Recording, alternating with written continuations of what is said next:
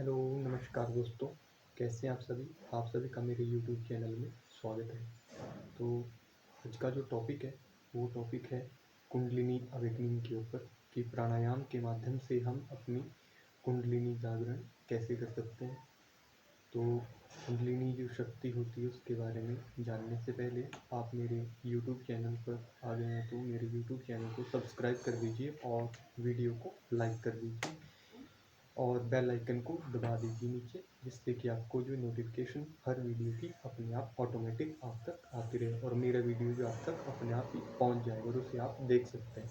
तो चलिए वीडियो को लाइक कर दीजिए और प्यारा सा हर हर महादेव या जय श्री राम का कमेंट आप कर सकते हैं। तो चलिए अब हम बात करेंगे कुंडलिनी जागरण की। प्राणायाम के माध्यम से हम कैसे अपने 7 चक्र जो हमारे शरीर के आंतरिक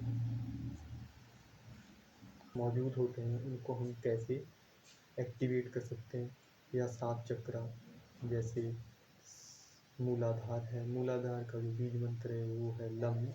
तो उसी प्रकार से 7 बीज मंत्र हैं, लेकिन उन सभी को अवेकन करने से पहले एक और मंत्र आता है जिसको हम आ, उ और म के माध्यम से जानते हैं। अगर आप कुंडलिनी जागरण की तरफ जाना चाहते हैं तो आप क्या कर सकते हैं, इन 3 शब्दों को आप उच्चारण कर सकते हैं। जब भी आप सुबह उठें तो आ,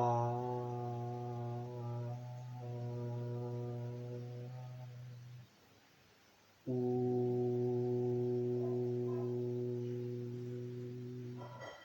म,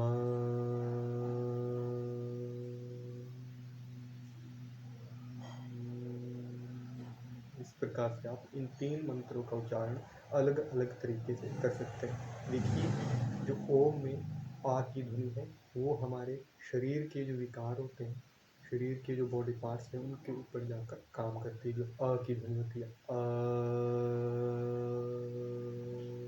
मान लो कहीं पे हमारे शरीर में कोई भी ब्लॉकेज है, किसी भी प्रकार के विकार है उनको दूर करती है।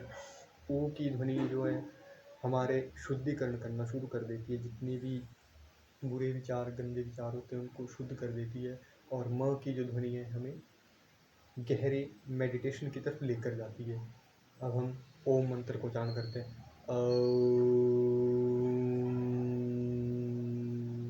एक्चुअल में ऐसे होता है अ, उ और म। चलिए ये तो मैंने बता दिया।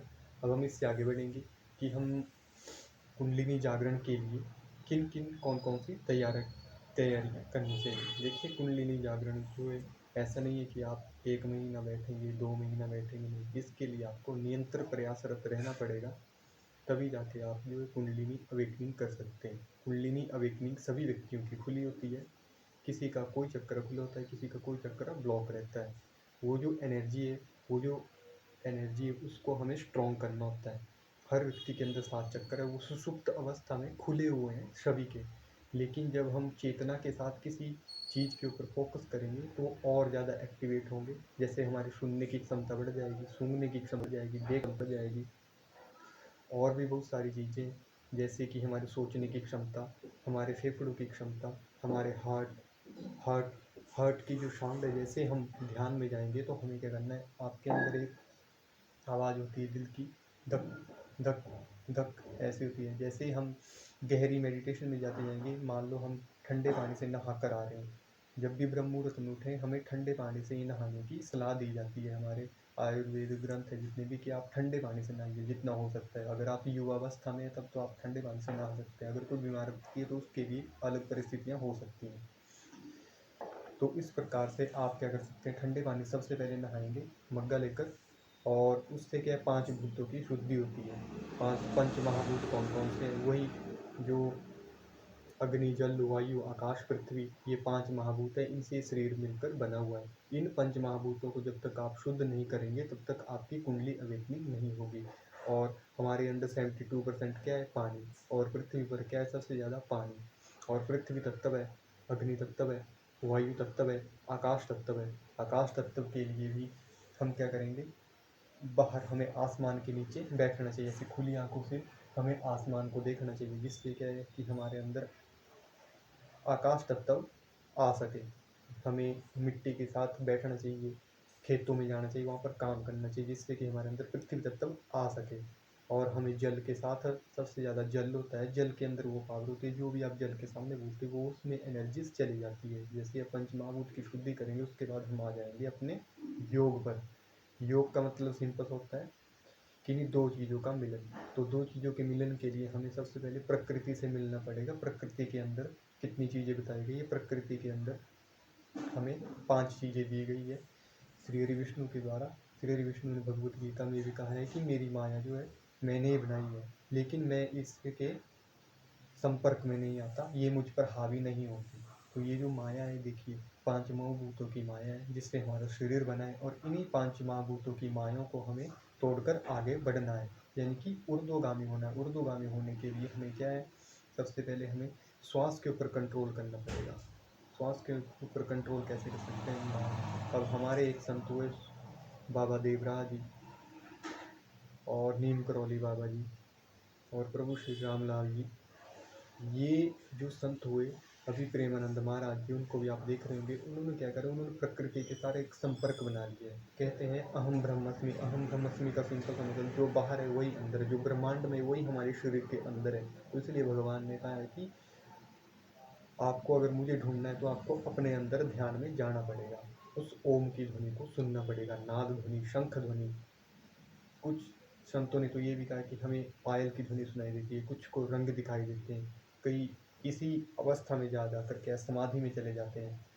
तो हमें तो समाधि में नहीं जाना है, हमें क्या है कि कुंडलिनी अवेकनिंग करनी है। तो उसके लिए सबसे पहले हमें क्या करना, अनुलोम विलोम। अनुलोम विलोम से हमारी हवा जाएगी अंदर, जिससे क्या है कि हमारी ब्लॉकेज जितनी भी है वो चली जाएगी। जिससे क्या है, ये देखिए इस प्रकार से जब भी हम ये चीज़ें करते हैं 5 से 10 मिनट करते हैं तो हमारे शरीर को हल्का हल्का फील होता है। जब हम 1 घंटा 2 घंटा डेली प्रैक्टिस करेंगे तो इससे क्या है, हमारी कुंडलिनी अवेकनिंग होना शुरू हो जाएगी। जैसे 7वां चक्कर सहस्त्रार, तो इसके लिए सिंपल सा मंत्र है ओम।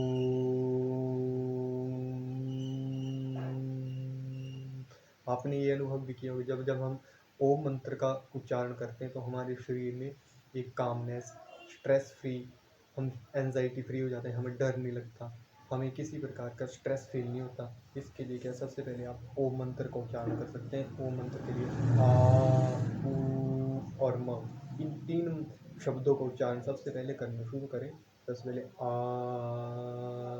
10 टाइम्स आ करें, 10 टाइम्स ऊ का उच्चारण करें और 10 टाइम्स म का उच्चारण करें।